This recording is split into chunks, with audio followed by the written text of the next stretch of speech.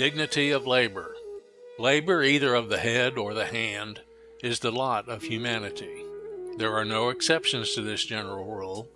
The rich who have toiled early and late for a competence find their present ease more unendurable than their past exertions, and the round of pleasures to which in other days they looked for a reward of their toil and actual realization resolve themselves into drudgeries, often worse than those from which they vainly fancied they had escaped.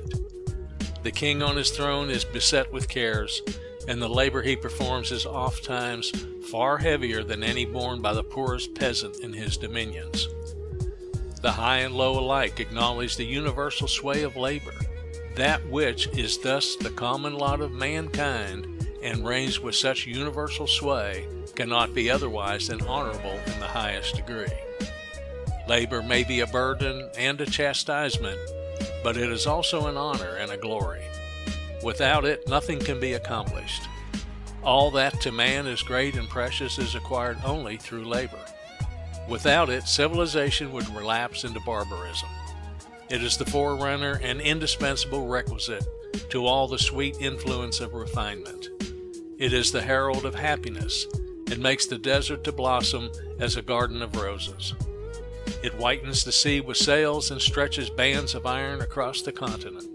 It is labor that drives the plow, scatters the seed, and causes the fields to wave in golden harvest for the good of man.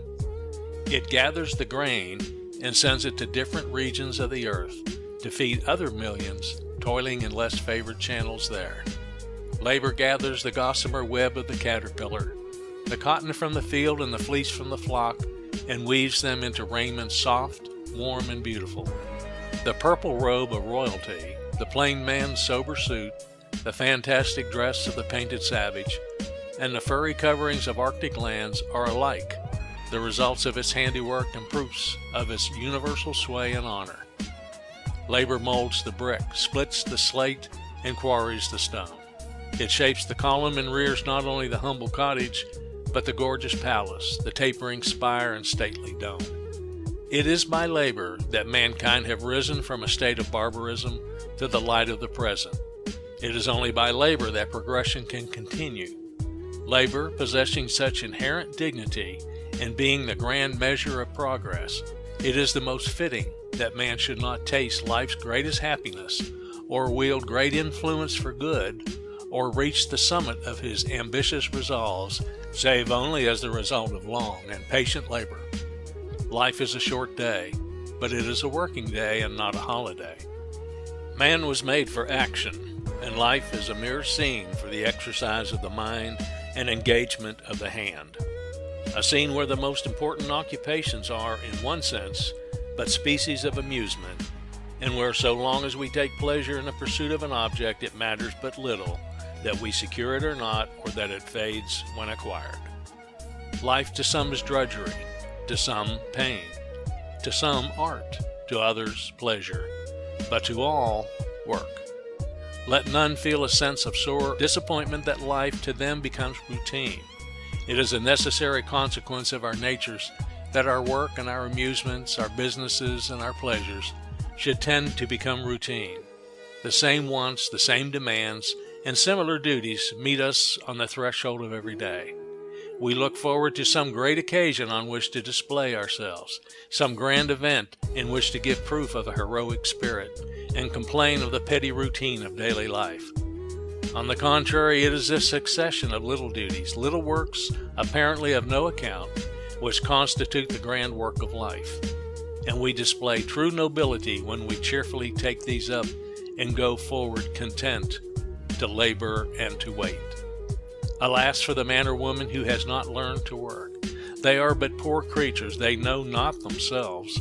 They depend on others for support. Let them not fancy they have a monopoly of enjoyment. They have missed the sweetest pleasure of life, even the pleasure of self-reliant feeling, born of vanquished difficulties. They know not the thrill of pleasure experienced by him who carries difficult projects to a successful termination. Each rest owes its deliciousness to toil, and no toil is so burdensome as the rest of him who has nothing to task and quicken his powers. They do not realize in their blind pride what labor has done for them. It was labor that rocked them in their cradle and nourished their pampered life. Without it, the very garments on their back would be unspun. He is indebted to toil for the meanest thing that ministers to his wants, save only the air of heaven, and even that, in God's wise providence, is breathed with labor. Labor explores the rich veins of deeply buried rocks, extracting the gold and silver, the copper and tin. Labor smelts the iron and molds it into 1,000 shapes for use and ornaments, from the massive pillar to the tiniest needle, from the ponderous anchor to the wire gauze, from the mighty flywheel of the engine to the polished purse ring or glittering bead. Labor hews down the gnarled oak, shapes the timbers, builds the ship, and guides it over the deep, bringing to our shores the produce of every clime. But mere physical manual labor is not the sole end of life. It must be joined with higher means of improvement, or it degrades instead of exalts. The poorest laborer has an intellect, heart, imagination, tastes, as well as bones and muscles, and he is grievously wronged when compelled to exclusive drudgery for bodily subsistence. It is the condition of all outward comforts and improvements, whilst at the same time it conspires with higher means and influences in ministering to the vigor and growth of the mind. Not only has labor inherent dignity, but it is almost a necessity for mind as well as body. Man is an intelligence, sustained and preserved by bodily organs, and their active exercise is necessary to the enjoyment of health. It is not work, but overwork, that is hurtful. It is not hard work that is injurious so much as monotonous, fagging, hopeless work. All hopeful work is healthful, and to be usefully and properly employed is one of the great secrets of happiness.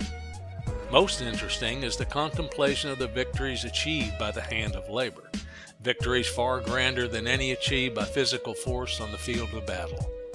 For as conquests are wrested from nature, the very elements are brought under subjection and made to contribute to the good of man. It displays its triumph in 1,000 cities, its glories in shapes of beauty.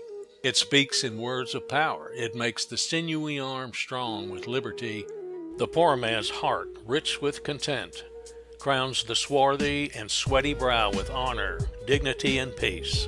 It is one of the best regulators of practical character. It evokes and disciplines obedience, self-control, attention, application, and perseverance, giving a man deftness and skill in his physical calling, and aptitude and dexterity in the affairs of ordinary life. Work is the law of our being, the living principle that carries men and nations onward. Manual labor is a school in which men are placed to get energy of purpose and character, a vastly more important endowment than the learning of other schools. The laborer is placed indeed under hard masters, the power of physical elements, physical sufferings, and want. But these stern teachers do a work which no compassionate, intelligent friend could do for us, and true wisdom will bless Providence for this sharp necessity. Labor is not merely the grand instrument by which the earth is overspread with fruitfulness and beauty, the ocean subdued, and matter wrought into innumerable forms for comfort and ornament. It has a far higher function, which is to give force to the will, efficiency, courage, the capacity of endurance, and of devotion to far-reaching plans. We must ever remember that it is the intention only that disgraces, that all honest work is honorable. And if your occupation be not so high-sounding as you would like, still it is better to work faithfully at this until opportunity opens the door to something higher. Because you do not find just what suits you, to refuse to labor at all, to play the drone, is to act unworthy of yourself and your destiny. Neither is it beneath you to make yourself useful, regardless of what your position and wealth may be. A gentleman by birth and education, however richly he may be endowed with worldly position, cannot but feel that he is in duty bound to contribute his quota of endeavor towards the general well-being in which he shares. He cannot be satisfied with being fed, clad, and maintained by the labors of others, without making some suitable return to the society that upholds him. It matters not what a person's natural gifts may be, he cannot expect to attain in any profession to a high degree of success without going through with a vast deal of work, which taken by itself would rightly be called drudgery. That quality in man which, for want of a better name, we call genius, does not consist in an ability to get along without work, but on the contrary is generally the faculty of doing an immense amount of work. Young men sometimes think that it is not respectable to be at work, and imagine that there is some character of disgrace or degradation belonging to toil. No greater mistake could be made. Instead of being disgraceful to engage in work, it is especially honorable. The most illustrious names in history were hard workers. No one whom posterity delights to honor ever dreamed or idled his way to fame. To be idle and useless is neither an honor nor a privilege. Though persons of small natures may be content merely to consume, men of average endowments, of manly expectations, and of honest purpose will feel such a condition to be incompatible with real honor and true dignity. The noblest man on earth is he who puts his hands cheerfully and proudly to honest labor, and goes forth to conquer honor and worth. Labor is mighty and beautiful. The world has long since learned that man cannot be truly man without employment. Would that young men might judge of the dignity of labor by its usefulness rather than by the gloss it wears. We do not see a man's nobility in dress and toilet adornments, but in the sinewy arm, roughened as it may be by hardy, honest toil, under whose farmer's or mechanic's vest a kingly heart may beat. Exalt thine adopted calling or profession. Look on labor as honorable, and dignify the task before thee, whether it be in the study, office, counting room, workshop, or furrowed field. There is equality in all, and the resolute will and pure heart may ennoble either.